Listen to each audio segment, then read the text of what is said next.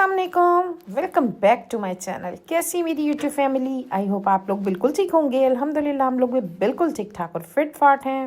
भाई बहुत सारे दिन हो गए थे और मैंने डीपली जो क्लीनिंग है ना वो नहीं की थी, डीप क्लीनिंग नहीं हुई थी। ठीक है जी। तो मैंने सोचा कि मैं ऐसा करती हूँ, पहले सबसे पहले तो सोफ़ा कवर उतारती हूँ, फिर दीवारें शिवारें पंखे शंखे जो कुछ भी लिविंग में हर जगह पे जो कुछ भी है उसको अच्छे से झाड़ झूड़ के ना, तो बस उसके बाद जब ये धुल जाएंगे तो फिर मैं इनको इसके ऊपर दोबारा से मैं इनको पैक कर दूंगी। भाई पैक ही करना होता है ना, अब क्या करें, इतनी डस्ट आती है कि इसके बगैर गुजारा नहीं होता। ठीक है, अच्छा लेदर के सोफ़े हो ना तो उन पे तो फिर गुजारा हो जाता है, लेकिन अगर वेलवेट वगैरह के हो ना तो बस उस पर डस्ट बैठ जाए तो फिर हाल ही बुरा हो जाता है। तो बस जनाब आज वो दिन था कि मुझे हर चीज़ को झाड़ झाड़ के खूबसूरत बनाना था। जैसे कि हम अपने आप को साफ़ सुथरा रखते हैं ना, इसी तरह कई दफ़ा हमारे घर की चीज़ों को भी जो है ना हमें बड़े ही डीपली साफ़ करना पड़ता है, क्योंकि डस्ट बहुत आ रही होती है। तो बस मेरी जो हेल्पर है वो लगी हुई थी सारी कमरों में इधर उधर ना हर जगह पे सफाइयाँ कर रही थी। तो लिविंग का हिस्सा मैंने ले लिया। मैंने कहा भाई आप कमरों की करो, तो मैं ऐसा करती हूँ कि मैं बाहर जो लिविंग है ना उसके सारे सोफ़ों के कवर उतार के सबसे पहले तो मैं लगाती हूँ ना मशीन, ताकि इधर मशीन लगेगी और इधर ये जनाब साफ़ हो जाएंगे और मिनट में सूख जाएंगे। इनका ना कपड़े का एक जो कपड़ा है ना जो इस सोफ़ों के कवर का, ये बड़ा अच्छा सा है।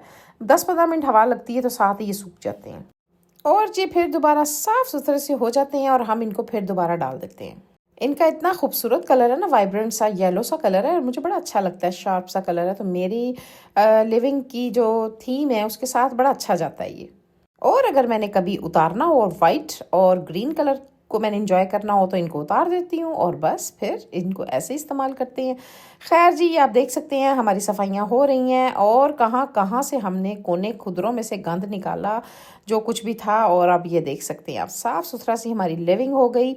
मुझे याद आया जनाब के मोटर जो है ना मैं चला लूँ, ये ना हो कि पानी चला जाए। तो बस चलते हैं, मोटर चलाते हैं फटाफट से, क्योंकि बाहर मुझे ठका ठक की आवाज़ आ रही थी। सारी स्ट्रीट की जितनी भी मोटरें थी ना वो चली हुई थी।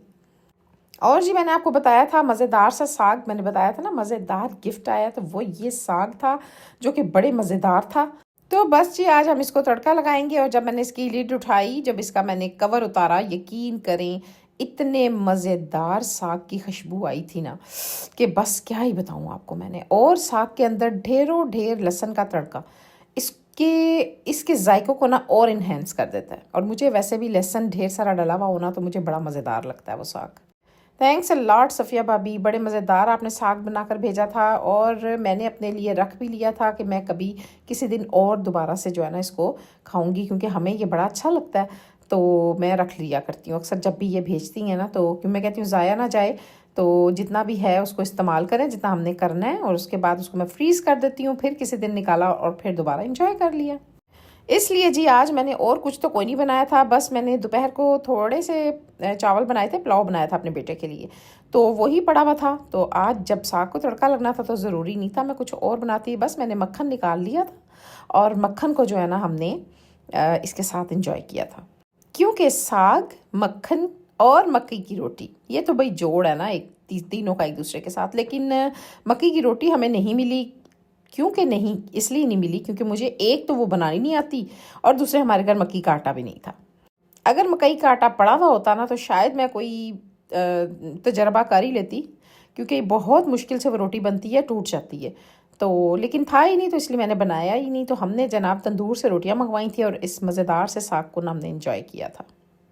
अब आप ये देख रहे होंगे कि मैंने ढेर सारा लहसुन रख दिया है और बस इसको मैं इसका तड़का लगाऊंगी। मुझे किसी और चीज़ की ज़रूरत बिल्कुल फ़ील नहीं हुई, क्योंकि ये इतने मज़ेदार बना हुआ था ना कि इसमें कुछ और डालने की भी ज़रूरत नहीं महसूस हो रही थी। नमक मिर्च बिल्कुल एक्यूरेट था। हमारे सब घर वालों ने बहुत इंजॉय किया था इस साग को, और वैसे भी ना हमारे सारे के सारे साग बहुत पसंद करते हैं, तो इसलिए सब ने खूब इंजॉय किया था। ज़िंदगी में ना कभी भी हिम्मत नहीं हारनी चाहिए। अब आप कहेंगे ये बात मैं क्यों कर रही हूँ, तो मैं बताती हूँ। इसलिए हिम्मत नहीं हारनी चाहिए क्योंकि मुश्किल के बाद ही आसानी होती है। कभी भी आसानियाँ ना प्लेट में नहीं मिलती हैं पड़ी हुई। फेलियर के बाद जो इंसान बनता है ना, उस चीज़ का तो मज़ा ही कुछ और होता है, और वो जो आपकी सक्सेस होती है ना वो आपको बहुत बुलंदियों पे ले जाती है। बहुत से लोग मुझे कहते हैं कि इतने अरसे से वीडियो बना रहे हो, आपको इतने व्यूज़ आ रहे हैं ना, इतने सब्सक्राइबर हैं, तो फिर क्यों बनाते हो। तो मैंने कहा कि भाई मुझे तो इतना मज़ा आता है ना बनाने का, मेरे पास जितने भी सब्सक्राइबर हैं ना, चाहे थोड़े से हैं, मेरे लिए वही बहुत हैं। उनकी वजह से ही मुझे हिम्मत मिल रही है, उन्हीं की वजह से मैं ये सारी वीडियोस बना रही हूँ। मुझे एक दफ़ा भी ये फील नहीं होता कि मेरे पास सब्सक्राइबर कम हैं या मेरे व्यूज़ कम आ रहे हैं, और ना ही मैंने कभी सोचा कि व्यूज़ क्यों कम आ रहे हैं, ऐसा क्यों हो रहा है मेरे साथ। क्योंकि मैंने अपने आप को खुद ही हिम्मत दी हुई है। जब मैं अपने आप को हिम्मत नहीं दूंगी ना, अपने आप को मोटिवेट नहीं करूंगी, मुझे कोई मोटिवेट करने नहीं आएगा। तो भाई ये मेरा तरीक़ाकार है, मैं तो इसी तरह चलती हूँ। कभी ना कभी तो इंशाल्लाह ताला मुझे कामयाबी मिलेगी, और कभी ना कभी तो ये डल सितारा चमकेगा ही। क्यों जी, आप लोग क्या कहते हैं? अच्छा, मुझे कमेंट बॉक्स में लाजमी बताना कि मैंने जो बात की है वो ठीक है या गलत। क्योंकि ज़िंदगी में ना बहुत से उतार चढ़ाव आते हैं, और अगर हम अपनी टेंशनों को लेके ही जीते रहेंगे ना, तो फिर तो हम कहेंगे कि अपनी टेंशन से बचने के लिए बस चुप करके कंबल लो और आंखें बंद करके सो जाओ। मतलब कि कबूतर की तरह आंखें बंद करके हम बैठ जाएं कि जी अब तो कुछ हो नहीं सकता, तो इसलिए बैठे रहो। तो भाई ऐसे तो ज़िंदगी नहीं गुजरती ना। आपने हिम्मत करनी है, हिम्मत करेंगे तो आगे बढ़ेंगे, नहीं तो वहीं पे बैठे रहेंगे। आसानियाँ भी तभी मिलती हैं जब हम खुद चाहते हैं, और अल्हम्दुलिल्लाह मुझे कोई मजबूरी नहीं है। ये समझ लें, चैनल पे काम करना मुझे अच्छा लगता है, यानी ये मेरा शौक़ है वीडियोस बनाना। कितनी सारी बातें करके मैं सुबह हो गई। मतलब ये कि जनाब ये नेक्स्ट डे है। रात को हमने साग इंजॉय किया और इतने मज़े का था कि मैंने थोड़ा सा ज़्यादा तड़का लगाया था साग को। मुझे था कि मैंने सुबह पराठा जो है ना वो खाना है, क्योंकि मैं बहुत अरसे बाद पराठा खा रही थी। और पराठा नहीं आप कह सकते इसको, बिल्कुल मैंने थोड़ा सा ऑयल, बिल्कुल समझ लें आप आधी चमची मैंने ऑयल डाला होगा, जिसकी मैंने ये अपनी रोटी बनाई थी।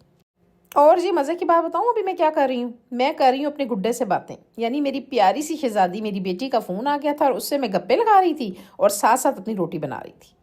अच्छा जनाब, ये रोटी मेरी 70 ग्राम की है, इतनी बड़ी नहीं मैं खा रही हूँ, बिल्कुल छोटी सी है। 70 ग्राम आप खुद ही सोच लें कितनी सी रोटी होती होगी।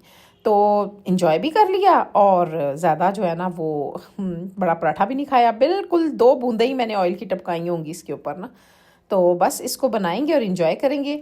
भाई यकीन करें, इतने मज़े का ये पराठा बना था ना। साथ मैंने 4 चम्मच, ओनली 4 स्पून मैंने दही के लिए थे, और उसके साथ मैंने इसको एंजॉय किया था। साथ साथ लग रही थी हमारी गप्पे, और साथ साथ मैं अपना नाश्ता बना रही थी। मेरी बेटी का जब फ़ोन आता है ना, तो जिनकी बेटियां वो मुझसे रिलेट कर सकती हैं कि बेटियों के साथ इंसान कितनी गप्पें लगाता है।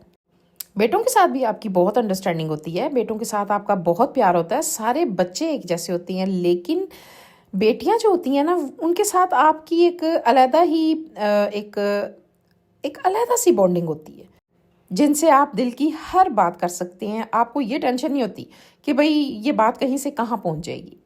आपको यही होता है कि मैं अपनी बेटी से कर रही हूँ तो बस उसी तक रहेगी। तो बस मैं भी अपनी बेटी से अपनी दिल की बातें कर रही थी, खूब गप्पे लगा रही थी, साथ अपने नाश्ते की तैयारियां साथ साथ लगी हुई थी करने। और वैसे भी जब मेरी बेटी की कॉल आती है ना, तो मुझे बड़ा मज़ा आता है। मेरा पूरे घंटा 1.5-2 जो है ना सुकून से गुजर जाते हैं, और बातें करते करते पता भी नहीं चलता कि टाइम क्या हो गया। और फिर मैं अक्सर कहती हूँ अगर ज़ोहर टाइम किया तो ओहो असर का टाइम हो गया, मैं फटाफट नमाज़ पढ़ लूँ। चलो सना आप भी जो है ना अपना जो काम करना है करो। तो बस इस तरह करके ना हम गप्पे लगाते लगाते टाइम का ही नहीं पता चलता। वाह जी वाह।